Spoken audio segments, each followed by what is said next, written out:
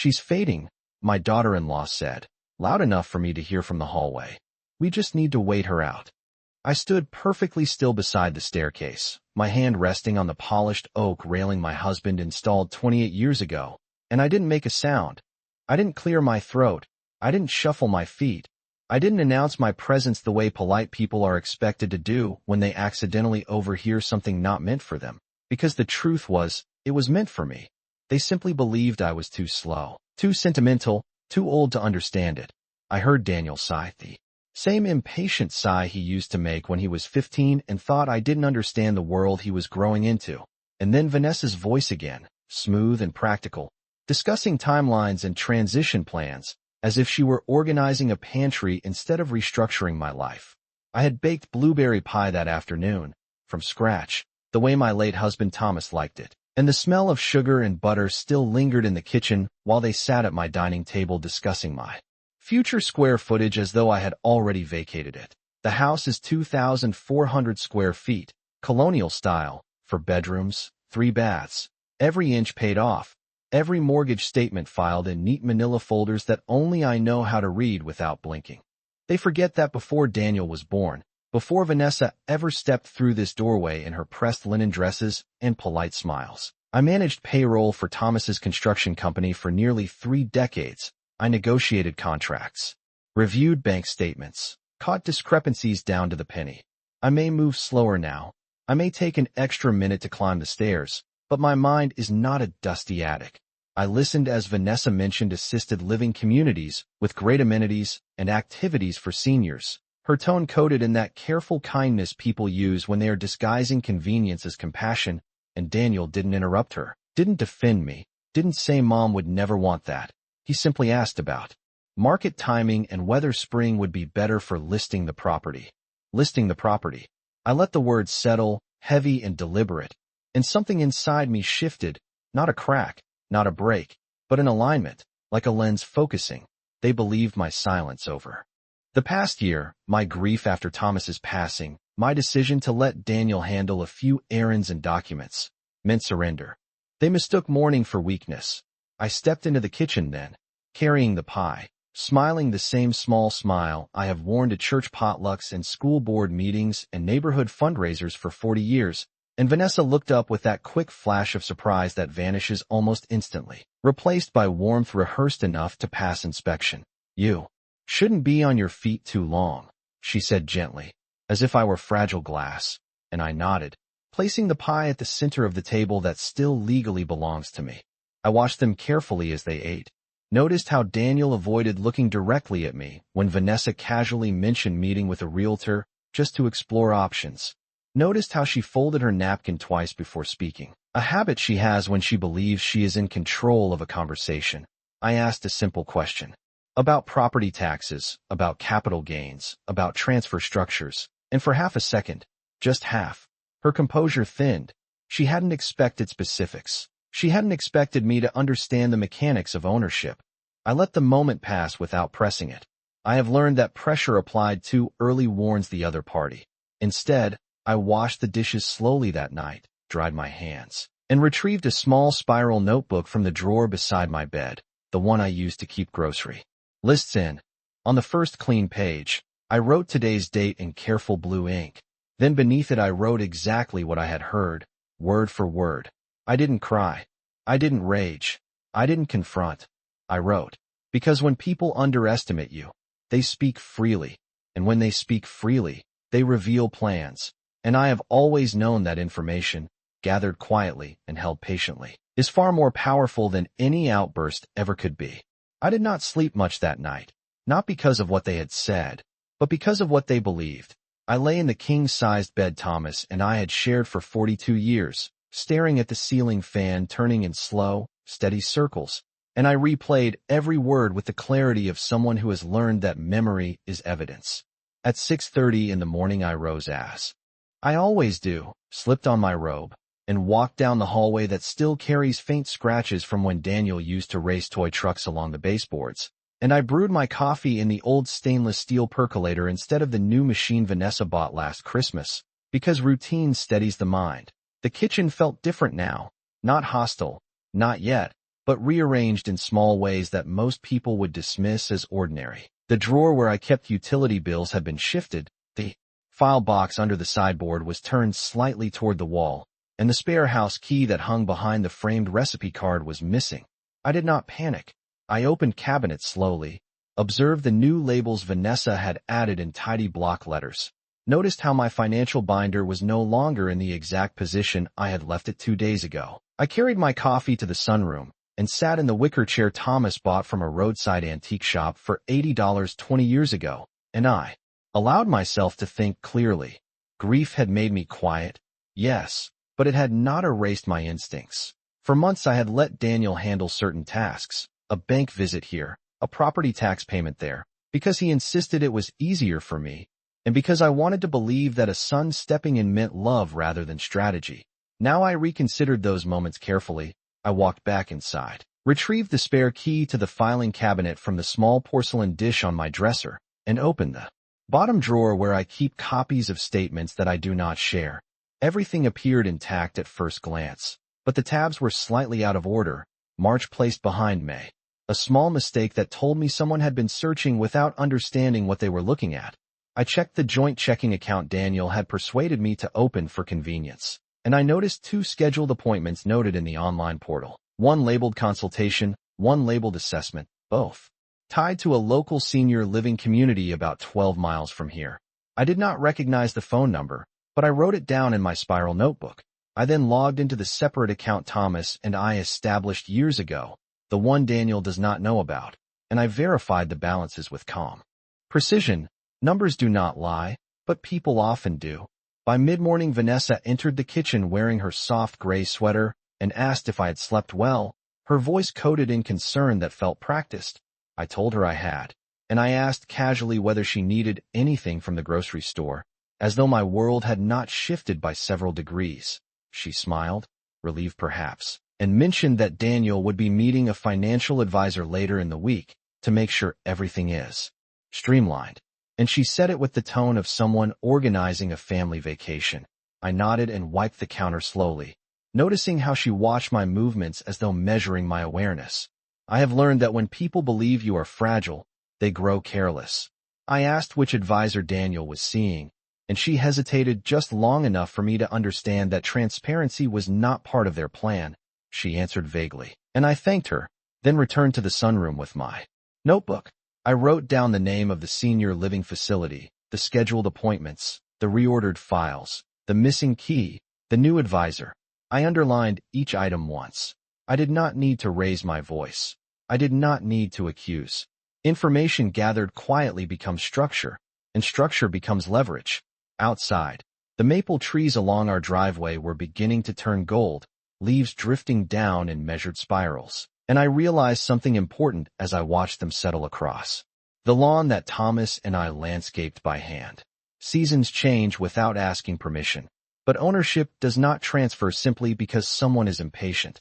I closed the notebook gently, placed it beside my chair, and allowed myself a small, private certainty. They believed they were preparing my exit. In truth, they were documenting their own. The next afternoon, I asked Daniel to drive me to the bank, and I made my voice light when I said it, the way mothers do when they are requesting a favor rather than asserting a right. He seemed surprised but agreed, glancing at Vanessa before answering, as though confirmation now lived somewhere outside himself. The drive into town took about 15 minutes, past the hardware store where Thomas used to buy lumber on Saturday mornings, and the diner that still advertises coffee for $2.99 on a hand-painted sign. Daniel kept one hand on the steering wheel and the other resting near his phone, and he spoke about traffic and weather and a minor issue at work, filling the air with harmless details as if ordinary conversation could smooth over the quiet calculation sitting between us. I watched him carefully, noticing how quickly he reassured me that he could handle any paperwork the bank might mention, how easily he said, "You do not have to worry about those things anymore, Mom." And I nodded as though relief was exactly what I felt. Inside the bank, the air smelled faintly of carpet cleaner and printer ink, and the young teller greeted Daniel first before turning to me, which told me more than she realized. I asked to speak with the branch manager, a woman named Carol whom I have known for nearly a decade, and Daniel shifted his weight beside me when I specified that I wished to discuss account access and authorization. In Carol's office, I kept my posture straight and my tone measured as I asked her to review who currently had viewing rights and transactional privileges on my accounts. Daniel smiled in a way that suggested cooperation, but there was a tightness at the edge of it.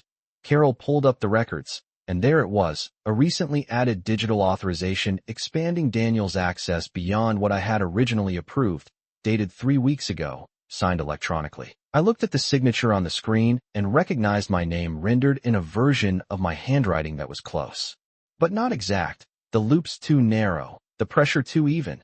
I did not accuse. I simply asked Carol to print the authorization history for my personal review. Daniel cleared his throat and explained that he must have clicked something during an online session when helping me pay property taxes, that it was likely a harmless adjustment. I met his eyes and held them for a moment longer than comfort usually allows. Then I thanked him for his assistance and asked Carol to revoke all recent changes until I could evaluate them independently. There was a pause in the room, a thin slice of silence that felt heavier than any argument.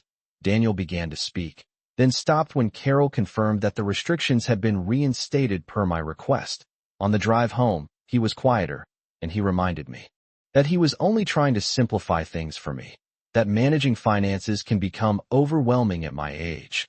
I listened without interruption, watching the familiar road roll beneath us in steady gray lines, and I considered how easily the narrative of protection can be used to mask control. When we pulled into the driveway, I thanked him sincerely for taking me, and I meant it, because cooperation reveals more than confrontation ever could. That evening I sat again in the sunroom with my spiral notebook and added new entries beneath yesterday's observations. Expanded digital access, electronic signature discrepancy, immediate discomfort when questioned. I underlined the phrase signature discrepancy twice. Outside, the porch light cast a soft yellow circle across the front steps, the same steps where Daniel once sat tying his sneakers before Little League practice. And I allowed myself to feel the weight of that memory without letting it weaken my resolve. People do not transform overnight, but they do make choices, and each choice leaves a record. I closed the notebook carefully and placed it beside the armrest, aware now that what I am gathering is not merely suspicion, but a pattern, and patterns, once clearly seen, are very difficult to deny. The following morning I decided to visit someone Daniel had not mentioned in years, the attorney who drafted Thomas and my original estate plan, because memory is not only sentimental, it is strategic. I dressed carefully in a navy wool blazer that still fits the way it did a decade ago, applied a modest line of lipstick, and drove myself the 18 miles into Hartford, wanting no passenger beside me to interpret my questions before they were fully asked. The office building had not changed. The same brass directory in the lobby, the same muted carpet that softened footsteps. And when I introduced myself at the reception desk, the young assistant glanced at her computer and said Mr. Caldwell would be happy to see me. Inside his office, the shelves were lined with leather-bound volumes and framed certificates, quiet reminders that some agreements are meant to last longer than emotions. I explained calmly that I wished to review my current will and trust documents, and that I wanted a printed record of any recent inquiries or attempted modifications. Mr. Caldwell listened without interruption, his hands folded neatly on the desk, and when I finished, he asked one precise question. Has anyone approached you about restructuring your assets? I answered that there had been conversations about simplifying matters, about convenience, about transitions. He nodded once, not surprised, and turned his monitor so I could see the screen. There it was, a voicemail logged by his office 2 weeks ago from someone identifying himself as Daniel Whitmore, inquiring about steps required to update beneficiary designations due to declining capacity.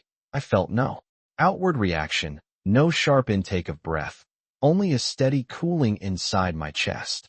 I asked whether any documentation had been provided to support that claim. None had. I asked whether any changes had been made. None had. Mr. Caldwell then reviewed the current structure of my estate, the primary residence held in trust, the investment accounts designated per the original plan Thomas and I created, and he reminded me gently that as long as I remain competent, all authority rests entirely with me. I let that sentence settle. Authority rests entirely with me. I requested certified copies of every document and asked about adding additional safeguards, perhaps a clause requiring independent medical verification before any claim of incapacity could trigger action. He agreed that such measures were prudent. As we discussed options, I realized something else, something that felt almost mathematical in its clarity. Daniel and Vanessa had begun moving pieces before confirming whether the board belonged to them. On the drive home, the late afternoon sun stretched long shadows across Interstate 84, and I considered the language Daniel had used recently. Words like streamline and efficient and easier, all soft terms that suggest care while preparing control. When I pulled into the driveway, the house looked exactly as it always had.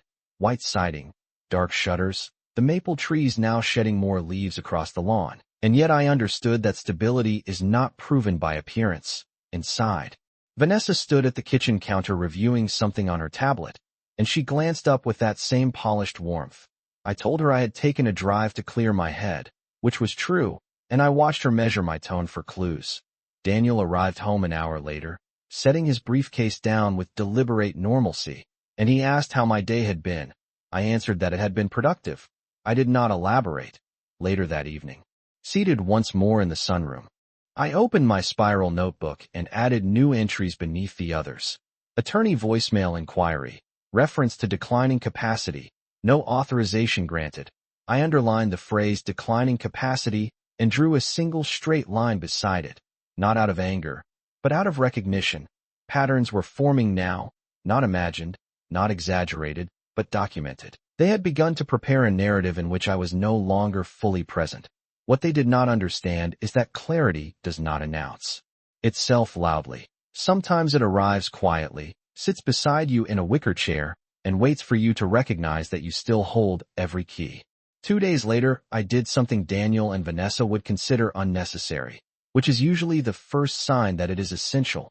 I scheduled a comprehensive physical with my primary care physician, not because I felt unwell, but because I intended to remove every shadow they were attempting to cast.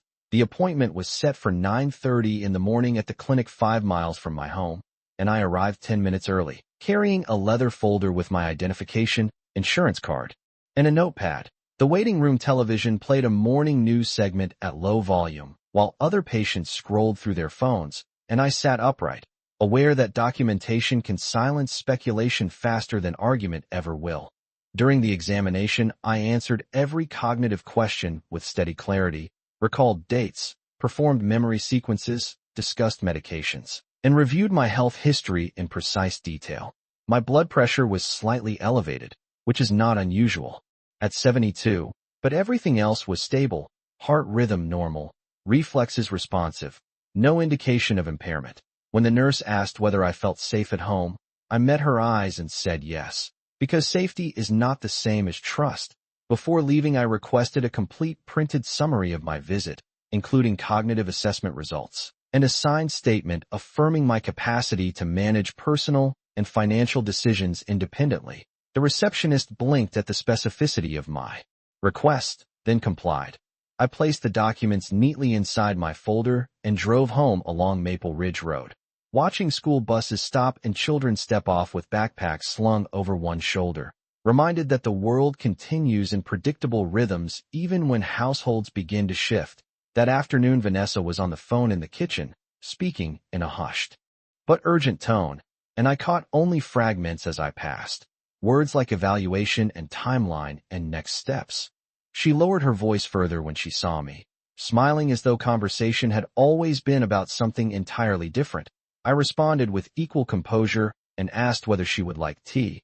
She declined, distracted, and I noticed how often she now positioned herself near my desk, near my cabinets, near the spaces that once felt unquestionably mine.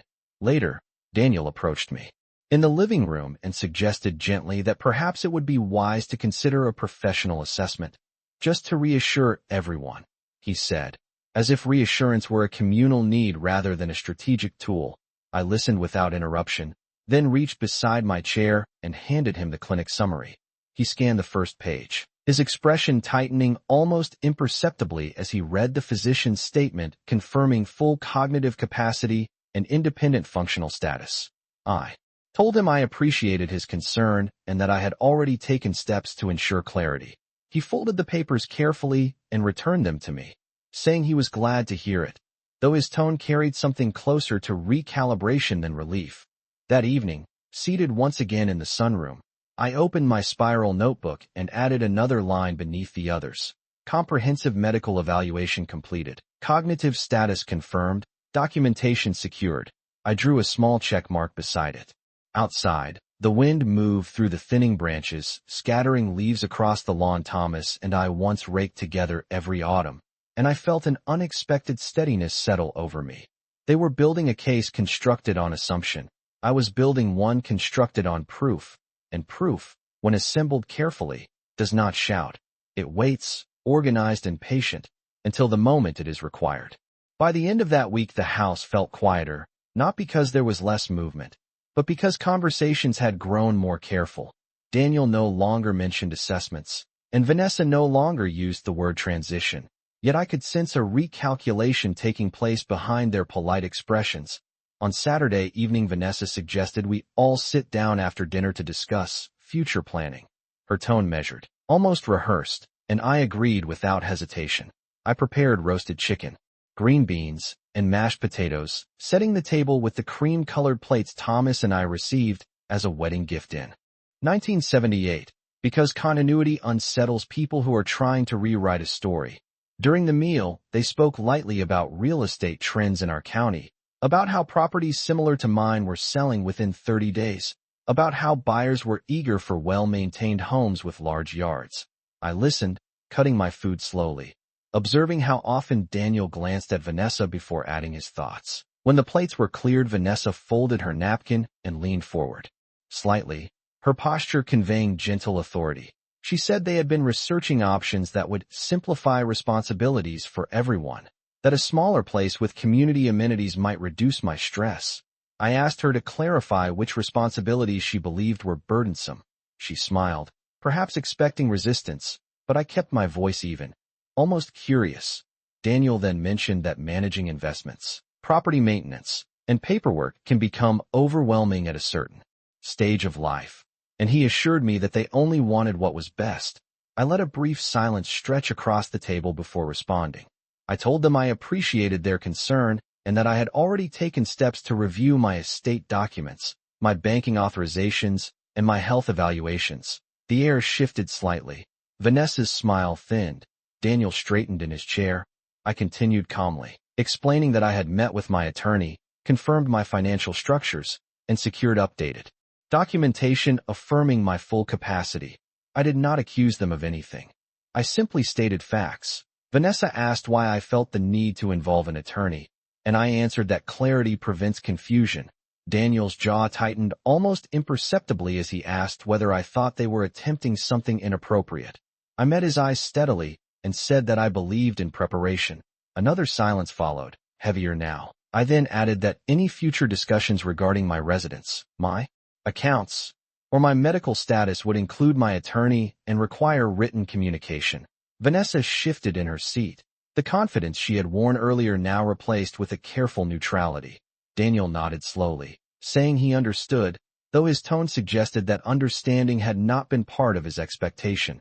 I stood, gathered the remaining glasses, and carried them to the sink, leaving them at the table to absorb the implication that the conversation had ended on my terms. Later, that night, seated once more in the sunroom with the porch light casting its familiar glow across the yard, I opened my spiral notebook and wrote, "Formal boundary established, legal oversight communicated, emotional reaction observed."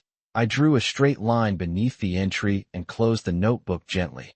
Outside, the wind had grown stronger, rustling the last leaves clinging to the branches, and I felt a steady certainty settle within me. They had hoped for hesitation, perhaps even fear. Instead, they were met with structure, and structure, once revealed, changes the balance of every room it enters. On Monday morning, I woke before sunrise and decided it was time to shift from defense to design. Protecting what I had was necessary, but directing where it would go was power. I dressed carefully and returned to Mr. Caldwell's office with a folder thicker than before, containing bank confirmations, medical documentation, and printed authorization histories. When he asked how I wished to proceed, I spoke without hesitation. I wanted to amend my estate plan, not out of anger, but out of clarity. I instructed him to create a revocable living trust revision that would allocate a significant portion of my liquid assets to a charitable foundation supporting local trade school scholarships in Thomas's name, something we had discussed years ago but never formalized. I requested that the primary residence remain in trust with strict occupancy conditions, including a clause that any beneficiary attempting to assert incapacity without verified medical evidence would forfeit discretionary privileges. Mr. Caldwell listened carefully and then asked whether I anticipated conflict. I answered that I anticipated assumption. The paperwork took over an hour to review, each paragraph precise, each condition deliberate. I signed slowly, aware that signatures are not merely ink, they are direction. Before leaving, I asked him to draft a formal letter stating that all future financial or legal inquiries regarding my estate must be directed exclusively through his office. He agreed and assured me it would be sent by certified mail. When I drove home, the air had turned colder, the kind of late autumn chill that seeps through light jackets, and I felt something steady settle inside me. Not triumph, not revenge, but alignment. That evening, Daniel approached me with unusual gentleness, asking whether I had given more thought to downsizing. I told him I had given considerable thought to my long-term plans. Vanessa joined us in the living room, her expression attentive but guarded. I informed them calmly that I had updated my estate documents to reflect my current wishes and that all related matters would now be handled through my attorney. Daniel blinked, absorbing the information. Vanessa asked what had changed. I explained that I had chosen to expand Thomas's legacy in ways that felt meaningful to me. I did not provide numbers. I did not need to. The shift in their posture was subtle but undeniable. Daniel asked whether they were still beneficiaries. I replied that my decisions were structured to reward respect and transparency. Another silence followed, deeper than the others before it. I held their gaze evenly, not challenging, not apologizing. Later, after they retreated upstairs, I sat once again in the sunroom with my spiral notebook. I wrote, trust amended, charitable allocation established, conditional clauses inserted, certified notification pending. I closed the notebook and looked out across the yard where frost had begun forming along the edges of the grass. Seasons prepare quietly before they fully change. What Daniel and Vanessa had not understood was that I was no longer reacting to their moves. I was creating my own. Control does not require raised voices or dramatic exits.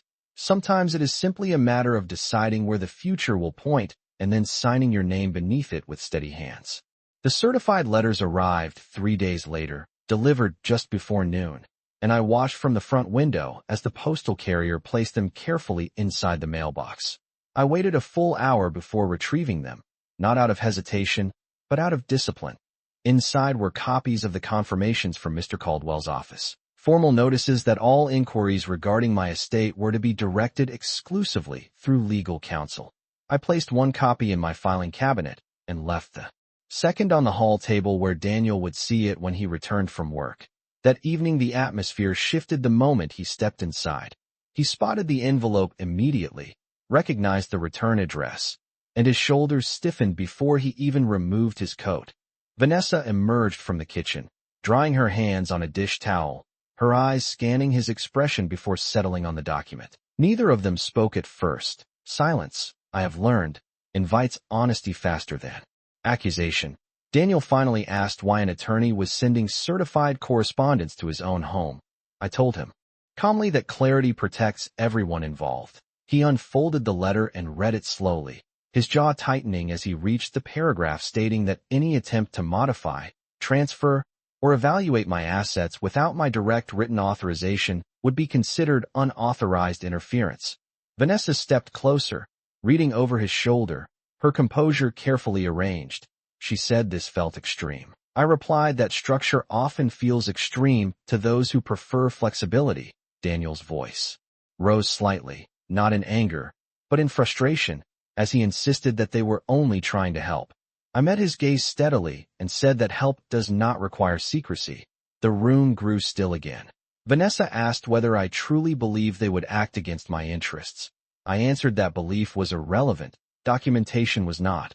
I walked to the sideboard, opened the drawer, and removed my spiral notebook. Placing it gently on the dining table, I did not open it. I simply rested my hand on its cover. Daniel noticed. His eyes flicked toward it briefly, then back to me. I explained that I have kept detailed records of every conversation, every appointment, every adjustment made without clear explanation. I told them I preferred transparency and that moving forward, any discussions about my residence, health, or finances would occur in writing and in the presence of my attorney if necessary. Vanessa's expression shifted from polished concern to something more measured, almost cautious. Daniel exhaled slowly and asked whether there was any path back to trust. I answered that trust is rebuilt through consistent behavior, not persuasion. No one raised their voice. No one stormed away. Instead, a quiet understanding settled over the room. The understanding that the balance had changed. Later that night, I sat once again in the sunroom, the house wrapped in a deeper stillness than usual, and I wrote a new entry in my notebook. Certified notice delivered, confrontation contained, boundaries reinforced. I closed the notebook and looked out across the lawn where the frost now lingered longer into the morning hours. I felt no triumph, only steadiness. They had hoped for confusion, perhaps even compliance. Instead, they encountered preparation, and preparation, once visible, alters every calculation made afterward. It was nearly 3 weeks later when the final shift became undeniable, not in a dramatic announcement or a raised voice, but in the quiet way people behave when they realize a door they assumed was open has been firmly closed. Daniel stopped offering suggestions about real estate listings, and Vanessa no longer forwarded brochures from senior communities with cheerful notes attached. Instead, there was distance, polite and careful, like neighbors sharing a fence rather than family sharing a home. One evening, I invited them both to sit with me in the living room, not for confrontation, but for clarity. The fireplace was lit, casting a steady glow across the framed photographs of birthdays and graduations and the beach vacation we took in Cape Cod when Daniel was 12. I held a slim folder in my hands, thinner than the others, containing only a single document. I told them I wanted to speak plainly, without implication or accusation. I explained that I had completed all legal updates, secured my medical documentation, and established a charitable foundation in Thomas's name that would fund scholarships for students entering trade programs each year. Daniel looked surprised at that, perhaps because he remembered his father's pride in building things from the ground up. I continued, informing them that my home would remain in trust under specific conditions and that any future distribution of assets would reflect not entitlement, but conduct. Vanessa asked quietly what that meant. I answered that it meant respect, honesty, and the absence of manipulation. The word hung in the air longer than the others. Daniel shifted forward and said they never intended to manipulate me. I met his eyes and said intention is less important than action. I then placed the single document on the coffee table between us. It was a formal letter from my attorney confirming that any claims regarding my capacity had been reviewed and dismissed due to lack of evidence, and that any further assertions would require sworn medical testimony. Daniel read it carefully. Vanessa did not touch it. I told them I had no desire for conflict, no interest in punishment, only a commitment to remain the sole author of my own life. The house was quiet except for the soft crackle of the fire. After a long pause, Daniel spoke in a tone I had not heard in months, something closer to humility than strategy. He said he had underestimated how closely I was paying attention. I nodded once and replied that I have always paid attention. I simply do not announce it. Vanessa's posture softened slightly, and she said they had been thinking about long-term security. I answered that security built on exclusion is not security at all. We sat there for several minutes, not arguing, not reconciling entirely, but acknowledging a boundary that could no longer be crossed casually. Later that night, after they had gone upstairs, I walked through the house slowly, touching the banister, the dining table, the photograph of Thomas in his work boots standing beside the first house he ever built. I did not feel anger. I felt steadiness. I returned to the sunroom one final time with my spiral notebook and wrote my last entry. Authority confirmed, narrative corrected, future secured. I closed the notebook and placed it in the drawer beside my chair. Outside, the first true winter wind moved across the yard, sharp and clean, and I understood something with absolute clarity. They had believed I was fading into the background of my own story. Instead, I had been outlining it in ink, one deliberate line at a time.